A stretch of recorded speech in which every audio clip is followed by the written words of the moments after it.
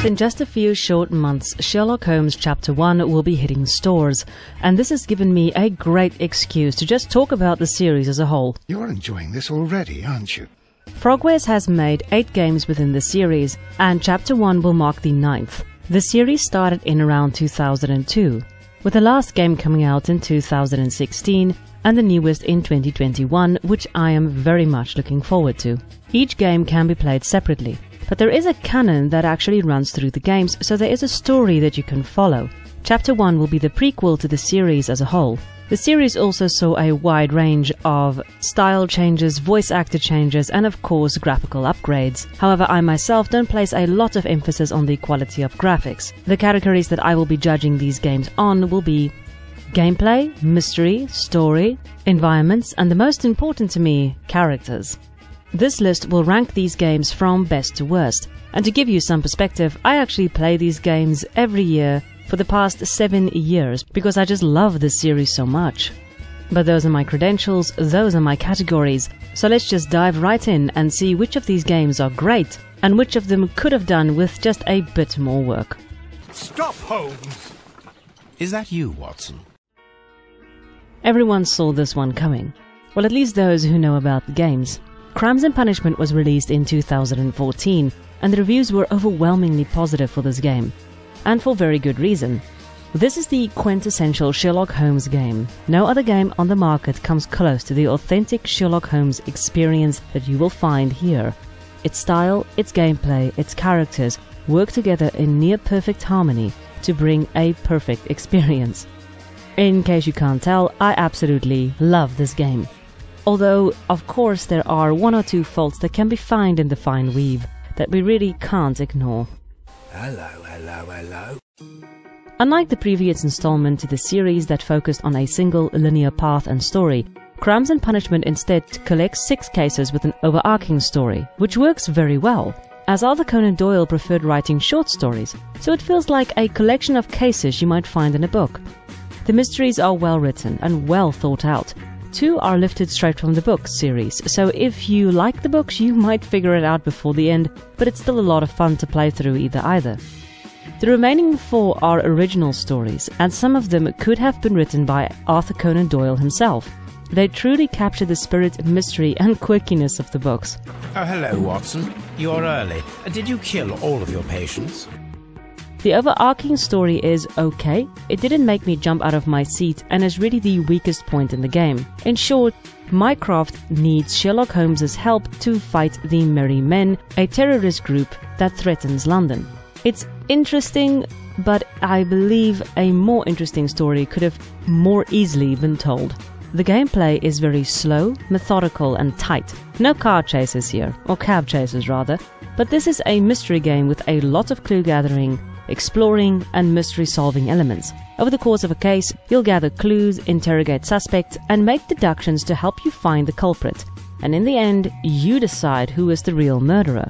You have to draw the conclusion yourself. And this is what makes it such a good detective game. You can draw incorrect conclusions if you don't think it through, so you gotta use the noggin to figure it out. At the very end of the case, you can also make a morality choice. Sometimes criminals do deserve leniency, and Holmes can rather help them than damn them. The choice is yours, Mr. Holmes. This is really the only place where the game is perhaps lacking, environments. Where the other games in this series explored some really interesting areas, Crimes and Punishment has few standout points. Only one really comes to mind. But it does bolster the realistic Holmes portrayal they were going for. It makes it feel grounded and does help keep us immersed in the story. Sounds intolerable. Certainly it sounds delightful. This game includes all of our favorite characters from the series. Where most of the previous games stuck to Holmes, Watson and maybe Lestrade, this game goes all out and brings in Mrs. Hudson, Lestrade, Toby, Wiggins and even Mycroft. Mycroft. Sherlock. Brotherly love. As for portrayal, it's pretty spot on. Holmes himself is brilliantly portrayed. His voice actor, Kerry Shale, really brings Holmes' complex character to life. I really love this man's voice. I increased the temperature of the room so as to prevent them from hibernating. I needed to take a sample of honey.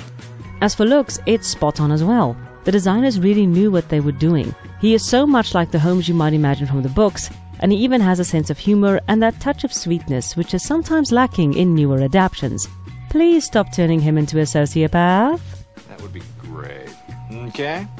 And although Watson is perhaps portrayed as a little meek, I do love their banter and their camaraderie, which feels warm and real. They really feel like equals and good friends, which is probably the most important part of any Holmes adaptation. If the relationship between Watson and Holmes is believable and true, the rest will most assuredly fall into place. My name is Sherlock Holmes, and this is my friend and colleague, Dr. Watson. In closing, this is a great game, and if you're in the mood for a Sherlock Holmes game, this is the one you should get without a shadow of a doubt.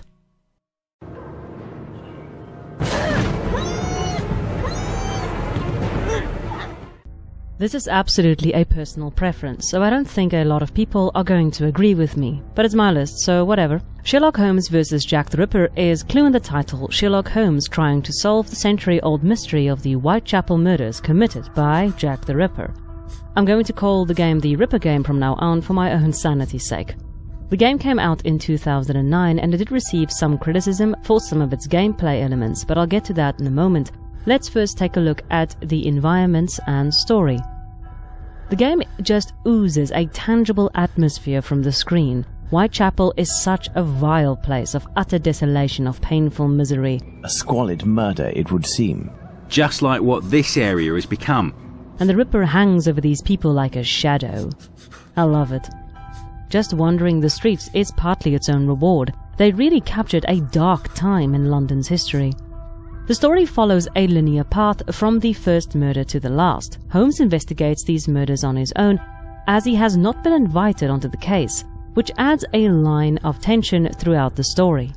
Seeing as it is a Jack the Ripper game, you can imagine the subject material is pretty dark. You'll be looking at these murders from all angles. You'll attempt to reenact them. You'll even use some pigs' heads to test out some of the knives. As the story progresses, you dive into some organ trafficking, red light district, syphilis and other unsavory parts of 1880s London. But it's the reason why I love it so much. It doesn't really pull any punches and tells the story as it is or was to the best of their capabilities. And the research is spot on. There are one or two facts they got wrong, but overall, just wow. As for the mystery, I won't give too much away as I think they handled it very well and came to a satisfying conclusion. The Ripper case is one of the greatest mysteries in history, and Frogwares does an admirable job in trying to solve it. The relationship between Holmes and Watson are spot on, and their characters are pretty good as well. Ah, love. A romantic walk, a kiss in the moonlight, a polite refusal, a terrible anger, and a hanging. The game brings in some historical characters from this dark time in history, like Detective Frederick Aberline and the overall Jewish community who came under some scrutiny during the case. But they all work in tandem to bring the story of the Ripper case to life. I saw her, not far from here. She was talking to a man. The most common complaint for this game is the gameplay. Overall, it follows the same formula as the previous titles in the series. A linear game with a basic story with no diverging paths, but in actuality it deviates from the path quite a bit. It takes a lot of routes that really are just there for padding's sake, so although some of these side missions might loosely connect to the Ripper case, it tends to diverge a little too much sometimes and you can feel like you're doing a whole lot of fetch quests. If, in order to listen to us, this man imposes as condition that we find his pet cockroach, there will be another murder in Whitechapel today, Watson. Yours. Well said, Mr. Holmes. But not all of it is bad. It introduced the deduction board, which is again used in Testament and refined in Crimes and Devil's Daughter. Although it is set, you can't draw your own conclusions just yet. Its inclusion offers a tangible element that makes you feel like a detective, although it's still linear.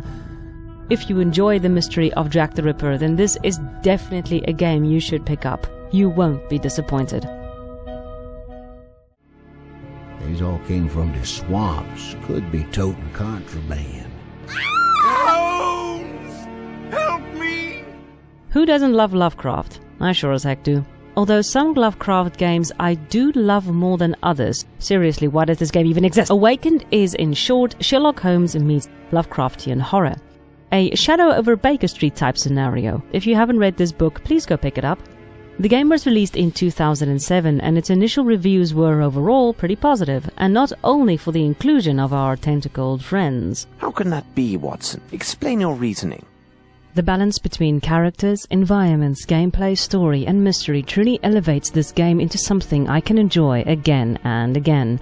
It's very well thought out and quite sinister. But yeah, the Lovecraft element does help elevate it into something truly spectacular. In many respects, it's the fan favorite of the series. The story is just oozing that delicious Lovecraftian horror, and it's a compelling story. It feels as dark as you can imagine, not quite reaching the Ripper darkness, but it still has that oozing atmosphere of impending doom. I like the word oozing. Just briefly, a native from Australia who was brought to England to work for an English captain suddenly goes missing, and Holmes goes down a bit of a rabbit hole trying to find out why the man just upped and left. As he investigates, he realizes a lot of people are going missing, and as he dives into the mystery, he is taken to those dark corners of the earth. In the dark corners of the earth. Yeah, I love it. The mystery is as compelling as it gets. You'll follow Holmes on a traditional globetrotting adventure, going to America, to Switzerland, finding clues and searching for answers. There is very little that truly bugged me in the mystery, and they brought the two elements of Holmes and Lovecraft together quite seamlessly. As a globetrotting adventure, you'll have a diverse list of areas to explore. One in particular comes to mind when you find yourself in a dark, dank swamp. But what is this horror, Holmes? As the third game in the series, you can now explore a few streets around Baker Street, and it's quite fun to do. Although there isn't much to do, there is something to be said for walking out of your home and into the streets of London. The game wastes no chance in exploring the darker side of the subject material, and each place you explore, you dive deeper into the abyss. Oh my god. The environment truly does the game justice, and they took every chance to utilize it to its fullest potential. What a sweet girl you are. The game does not deviate too far from the usual formula in their earlier games. Walk around, find clues, follow the story to the next scene.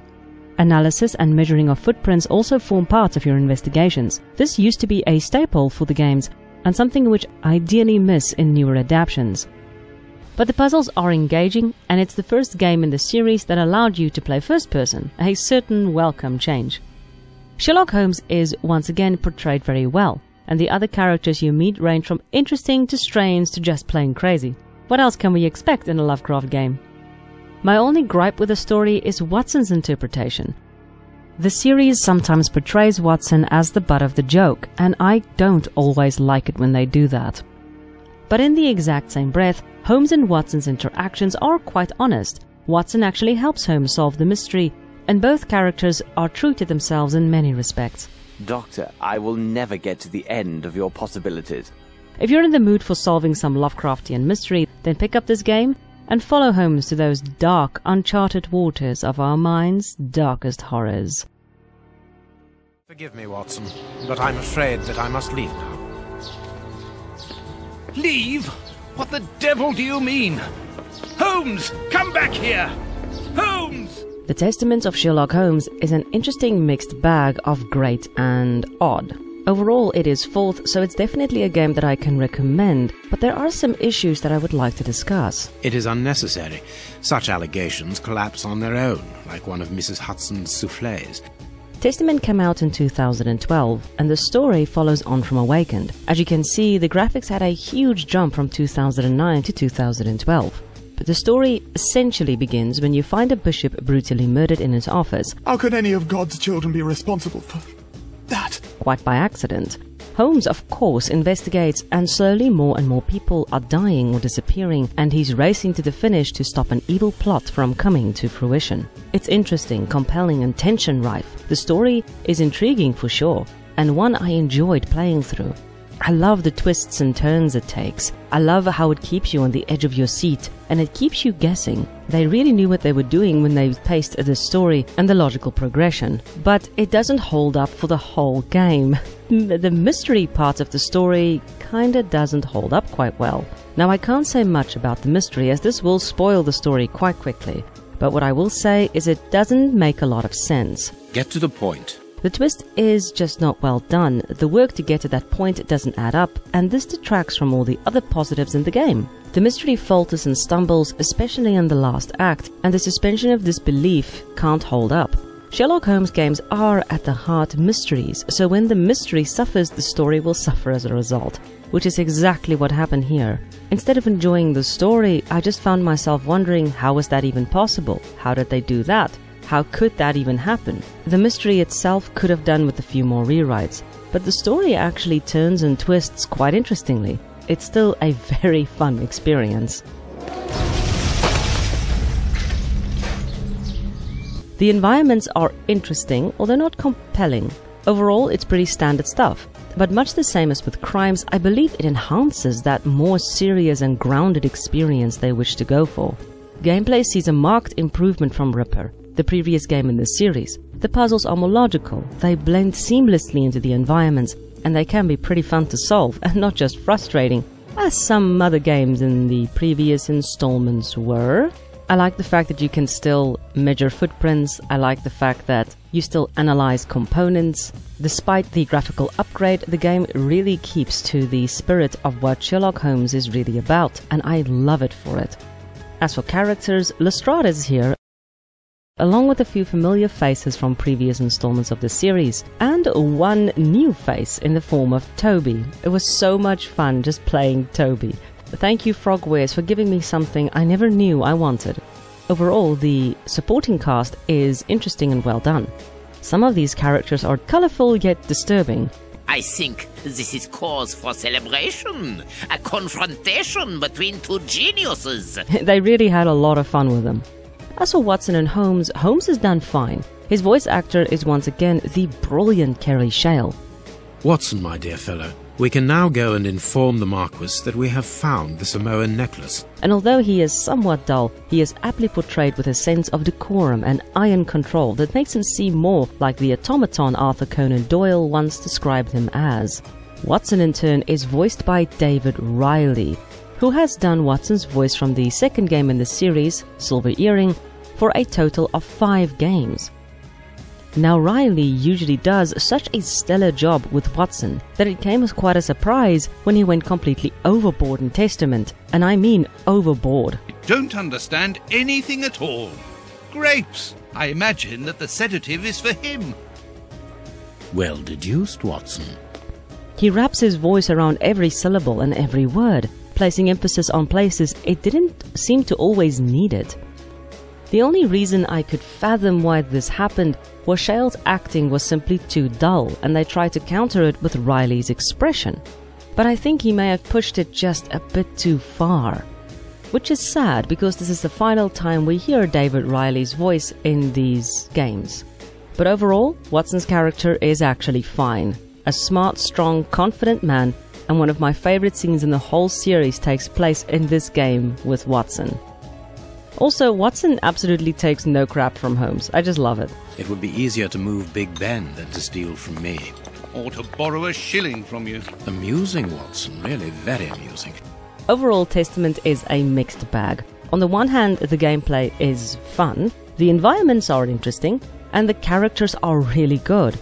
On the other hand, the story makes little to no sense, and this really hurts a game that is supposed to be a mystery. But if you are in the mood for a Sherlock Holmes game, then you can certainly try it. It really does have some serious atmosphere and marks a notable change in the direction Frogwares wanted to take their game. It's a lot of fun to play through, Holmes is so well done, and despite the flaws, you're still going to have a fun time. Well, that's it for the first part. Second part will be up hopefully within a week. It has been crazy. I am seriously enjoying doing this series, but I hope you guys are enjoying it as well. Let me know what you think, and thank you so much for watching. Have a great day, guys.